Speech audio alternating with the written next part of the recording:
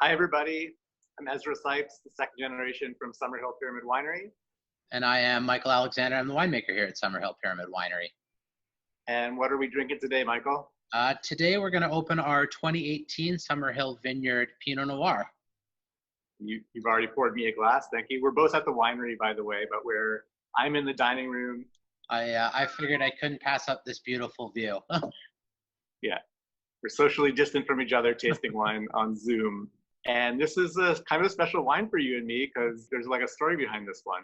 There is.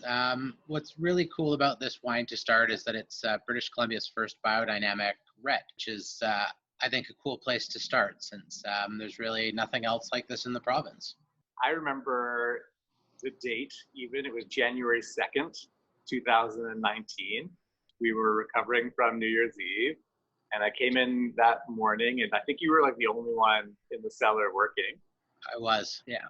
And I was like, hey, Michael, let's taste through the 2018 reds. I wanted to see if we had anything from the 2018 vintage that had a vibrancy and fruit that we could play with and experiment with a different kind of style of wine making that was more about the impact of the freshness and vibrancy of the fruit. Remember? I do. It was much more fun than the paperwork I was catching up on. So, so we tasted through everything, and there was a couple that were quite good, but a lot of the reds from the Okanagan could be quite tannic and quite acidic, and they need time to soften. So when we came to this Pinot Noir, it was like pleasure. It was just pure pleasure. Like we got happy, we got excited. Yeah, there was definitely something special about it. It had a richness and a softness that the other wines didn't have at that point. So. I think it took all our strength to not just pour a couple bottles and hang out. But yeah,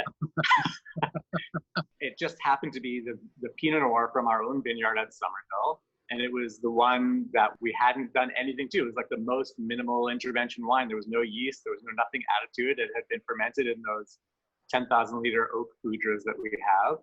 And then we pressed it off into a stainless steel tank.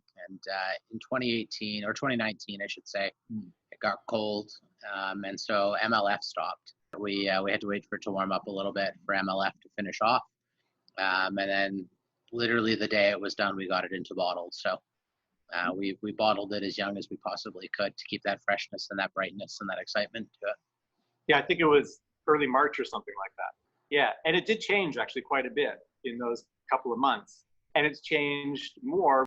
Now it's a year later, and I shared a bottle of it with my brother, and it was so pleasurable. The wine has really just sort of come into its own, and it reminded me again of when we first tasted it. So the idea when it was really young was that the wine would still be tannic, would still be brightly acidic, but those sort of structural elements of the wine would be balanced in a really interesting way, in a contrasting way, with the vibrancy and the freshness and just the vitality of the fruit, the juiciness, the youth, the vigor of the fruit, right?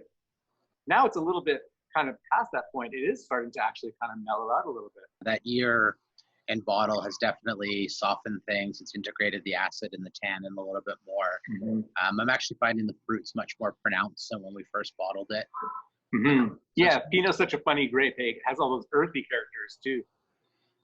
Yeah, and when we first bottled it, that earth was definitely there a little bit more, but now it's starting to harmonize quite a bit. So it's really developed into Pinot. I think that year in bottle has done it quite well. And I'm really glad that we held it back for the year to get it to this point. I think that was well invested time. I think so too, and it's also light. I think it's 11.5% alcohol. Is that correct? Yeah, about there. Yeah.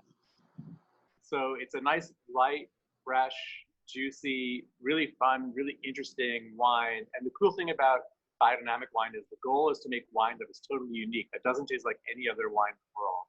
So you can identify it as a Pinot Noir, like it tastes like a Pinot Noir. It's got a classic Pinot Noir profile. It's got a classic Okanagan Valley profile, but it is really one of one. It tastes like that year, 2018, from that vineyard, Summerhill Vineyard. And I think that is the coolest thing about this wine. What would you suggest pairing with this one? I think this weekend I'll probably have it with a cedar plank salmon. Grill up a salmon on a cedar plank. Just kind of give it a little more richness. I think would pair really well with the structure of this. Or a cheese board after dinner instead of a port, even though it's lighter. I think that the structure of it would work really well with a cheese or charcuterie plate. Yeah, that would be really good. I'll tell you, we had it with pizza. Oh, nice. Yeah, and that worked pretty good, actually. There was one pizza we had that had some kind of Indian flavor instead of tomato sauce. It was like, I'm not quite sure, it was like a vegetarian Indian pizza. And that was awesome flavor combination, actually. Wow. Yeah, that worked really well. So we have about 75, 80 cases for sale, something like that. Yeah, there's not much. There's not much. And between what I drink and you drink, there may be even less. All right. So I hope you guys get a chance to experience this one. It's a really special wine. It delivers a lot of pleasure. It still has that same sense of pleasure when we first discovered it in January last year. And maybe even better now than it was then. So cheers, everybody. Enjoy. Cheers.